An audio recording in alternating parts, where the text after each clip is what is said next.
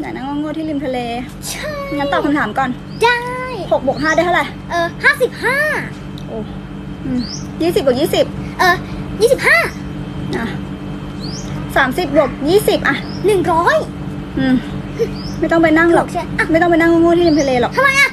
นั่งตรงเนี้ยมึงก็โง่ หมดกันความฉลาดฉัน แต่ดินั้นยังเหลือความสวยไว้อยู่ โอ้ย